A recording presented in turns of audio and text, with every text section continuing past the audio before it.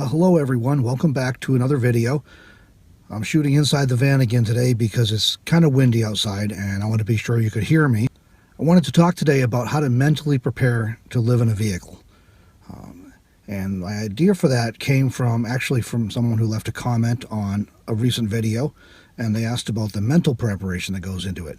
Now, to be honest, I don't know if I've ever seen anything or read anything about mental preparation for vehicle dwelling. That's one of those things that seems to get glossed over. Many people now are choosing to vehicle dwell, whether that's because it was a desire and they want to be able to travel more and live more simply, or just out of economic necessity. Unfortunately, many people do have to adopt vehicle dwelling, not because they would like to, but because economic situations have forced it on them. Now, it can be a hard adjustment moving into a vehicle, just from a practical perspective. The how-tos, the figuring out how to do things in a vehicle and maintain a reasonable standard of comfort. But it can be very difficult emotionally or mentally, and so that's what we're going to look at a little bit today. Now, I've dealt with these mental adjustment challenges over the years. I've lived in a vehicle off and on at different times for over many years, and then I've been on the road full-time for a little over a year now, and I've dealt with exactly these kind of things that come up. During that time, both as a part-timer and as a full-timer, I've dealt with some of the mental challenges that come up with vehicle dwelling. So I thought I would share with you some of my experiences and things I've learned to be helpful in that adjustment process. Even still, is something I deal with occasionally. One trigger is a relocation to a new place where I don't know anyone or anything. So for example, if I land in Flagstaff, or if I land in Sedona, or Ehrenberg, where I'm at right now, I know places to go. I know where I can get water or food or other services I may need, and I know where I can camp. So it's not stressful at all. It's almost like coming home to a bunch of different places around the country. Landing somewhere new, all of that's different. I have to figure out where to get anything. I have to try and find a place to camp, and so the mental stress can really amp up quickly. Another time when it comes up, even still after being at it for a while and with some experience at it, is financial stress. I'm a freelancer, so my income kind of goes up and down from time to time. It's just part of the nature of freelancing. There was a time last spring when I went through a really hard time, and it wasn't anything to do with vehicle dwelling. It was just that I was in a downtime with work, and I was struggling. Managed to keep gas in the car and groceries and stuff. I wasn't that destitute, but I was just struggling, and right away, all that mental struggle comes back, and frankly, I just felt homeless because I was in a kind of a tight spot and I didn't have a choice. Even if I wanted to go back to an apartment, I couldn't. And so these are things that can come up. It's worst when you're first starting out, but things happen, new challenges come along, and you still can deal with some of the mental struggles all over again. So the first part of this we'll talk about today is that mental preparation is the hardest part.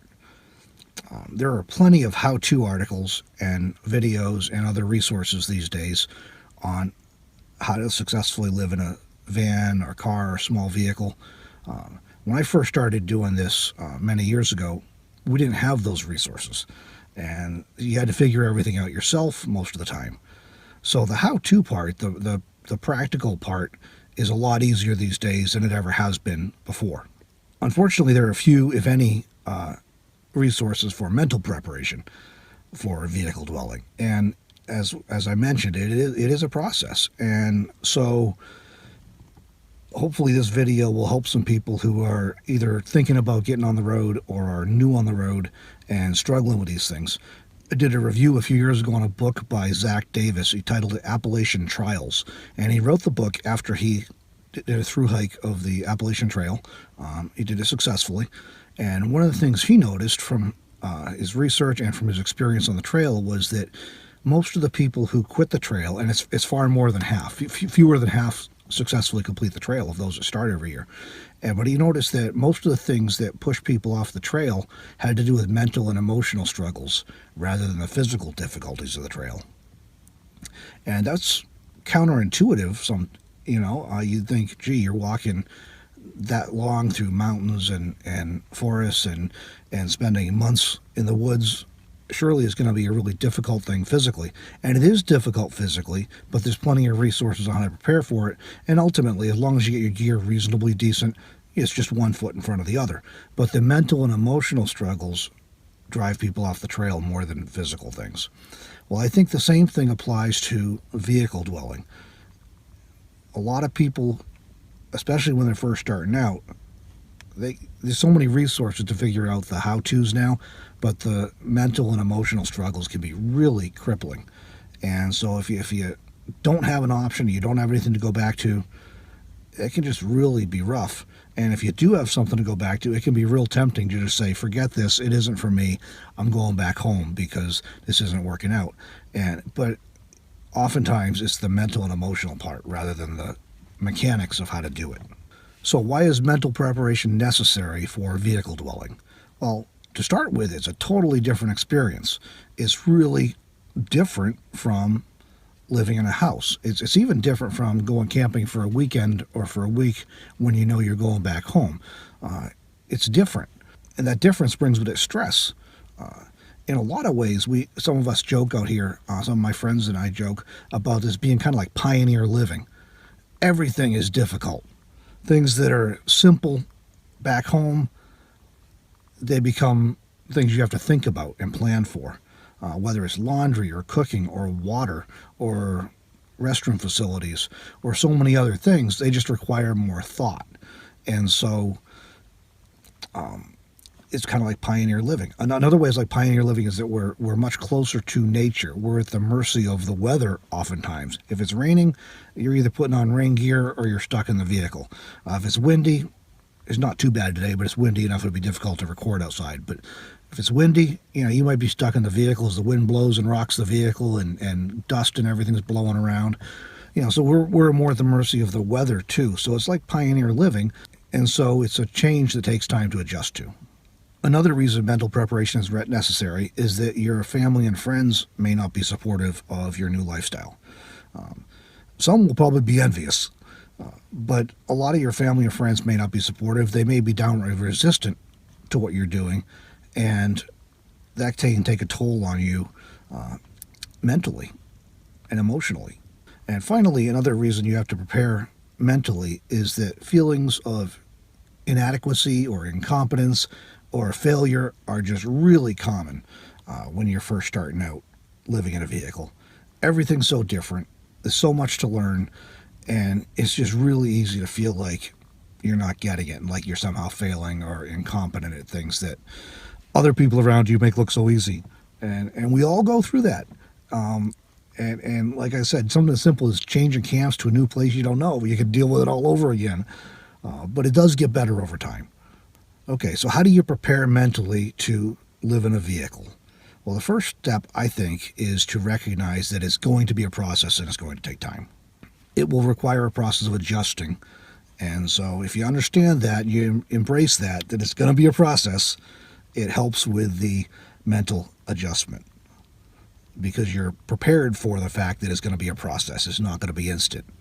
Just because you turn in the keys to your apartment or your house and move your stuff into your vehicle and drive off and find a place to camp for the first night, there's still a lot of adjustment to come. So if you understand that it's going to be a process, that's the first step in mental preparation. I think the next step is to remember to be kind to yourself as you adjust. It's a big change. And so don't beat yourself up and don't be hard on yourself. If it's taking you time to figure out some tricks and techniques to make things work well, and don't be hard on yourself if you're just struggling mentally to adjust to it all. Be nice to yourself because everybody goes through this process. Depending on your background, your overall worldview, how you came to do it, how much time you spent preparing, that process might be easier or harder, but everybody goes through that process when they're new to vehicle dwelling. Another key is to be prepared to make adjustments to your lifestyle and to your setup over time. Don't assume that you're going to get it all right the first time. There's a kind of a joke out here that it takes 2 or 3 or 4 tries to get the right rig that you end up eventually figuring a deal for yourself. And the same is true with a setup. My friend Deborah did a video a little while back on creative ways to get rid of things on the road. And the whole point is that most of us end up starting off with stuff we don't need, and oftentimes not the stuff we do need. And just as your needs change or as your style changes, you'll figure out things that work better for you. So be prepared to make adjustments to your lifestyle and to your setup. And just know that it's going to come. And that's okay. That's part of the process of figuring out what works best for you. Another key is to try to anticipate some of the adjustments so that you're not blindsided when they occur. So reading honest blogs or reading honest books or watching honest videos about the lifestyle, and even practicing vehicle dwelling can all help you prepare for the adjustments that are coming. And at least being able to anticipate the adjustments that you're going to have to make help you be prepared mentally. And I emphasize honest books and videos and blogs because sometimes there's a tendency out there to glamorize or to gloss over some difficulties. And the truth is, it can be a great life doing this, but it's also got its challenges. So try and find resources that address both the good parts and the challenges. And that'll help you be prepared. Because if you only watch videos or read stuff about the good things, you might be in for some surprises when you find out some of the challenges. Another thing that's really essential in mental preparation is community. So it's definitely worth connecting with others who are dwelling in vehicles. And it's a little bit amusing because many of us who choose to be nomads are introverts, or we at least like extended time alone. But having a community around you of experienced other vehicle dwellers is just so helpful with the mental preparation and with a mental adjustment. It really is.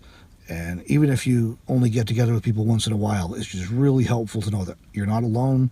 Other people have the same struggles, and to see how other people are doing it, what works for them, what didn't work for them, and just to have other people around you occasionally who understand what it is you're doing is incredibly helpful.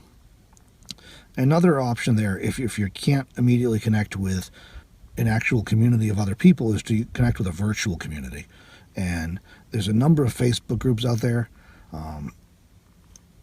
Some are better moderated than others. And unfortunately, some of them are known to have usually a small percentage of members, but they can get pretty obnoxious at times in the comments, shall we say. I've seen some of that recently. So if you're going to do a Facebook group, look for one that's moderated good. And in my experience, that often means the smaller groups. The bigger groups, sometimes the moderators lose track of stuff. So that's worth thinking about. Otherwise, there's also some forums. The one I would recommend, that I can recommend heartily, is the Cheap RV Living forum. There's a huge number of members there and a huge volume of posts on all manner of topics, and it is moderated. And people there tend to be very helpful and friendly. So if you want to check that out, go to cheaprvliving.com and follow the link for the forums, get a membership, and you can start connecting with people who can help you out with questions you have, and just get a feel for how people do things. And it's also a great way to meet some people who are going to be at other events like the Rubber Tramp Rendezvous, or camping in some places that are popular with nomads. And so you may be able to develop some connections with people before you actually even arrive in those places. So you're not starting from scratch when you get there.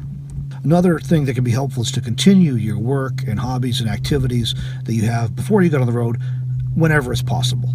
You may not be able to continue all of it for practical reasons, but if you can continue to do some work or hobbies or activities that were already of interest to you, that'll help with a mental adjustment. If you're just sitting in the vehicle all day with nothing to do, you're going to go crazy real quick. And in addition to that, because you'll be giving up some things you used to do probably when you get on the road, it's really helpful to be open to trying some new work or hobbies or activities. If you got a little extra time, it's a great time to learn some new things. Maybe writing or reading or music, or if we're here in Ehrenberg, hunting for quartz crystals is fun. So be willing to and open to trying some new things and developing interest, because that will really help you with a mental adjustment to vehicle dwelling. And then finally, I would say be committed to staying with it through the adjustment process. If at all possible, give yourself a year. It won't take a year to get over the worst of it. You can get over the worst of it in weeks or months, but if you get through the first year, you've kind of got things into a routine. You know some places you want to go and not go. You've been through the seasons, and you're probably going to have the bulk of it figured out, and you'll be pretty well through the adjustment process if you can make it through a year. But at least commit to, if at all possible, staying with it for a while, because it does take some time to adjust. And so if you know that going into it and you're committed to it, giving it some time to adjust, that's a big part of the mental preparation process. Okay, so to wrap it up, mentally adjusting for vehicle living, it's going to be a process, and it's a very real adjustment. And so just be prepared for that the mental adjustment's real, and be ready for that. Any preparation you can do to address the mental struggles that you'll deal with such a big change in your life will be helpful and will smooth out the process. Whether that's research, practicing car living before you do it full time, connecting with people in community, anything you can do like that will help to smooth out the process. And finally, I guess, don't be afraid to admit that you're having a hard time. Definitely don't be afraid to admit it to yourself, because it's okay, it's normal, it's part of the process, everybody goes through it. So be willing to admit that, I'm kind of struggling with this adjustment. That's powerful all by itself. And if you have a few friends or some people you've gotten close with on the road, other nomads, it can be helpful to talk with them as well, and to acknowledge that you're struggling a little bit with the adjustment. Because like I say, we all go through it. And so just talking to somebody else who's been through the same thing and come through the other side of it can be really helpful. So I hope these ideas are useful to you. I hope you find them helpful if you're either new to the road or thinking about getting on the road still.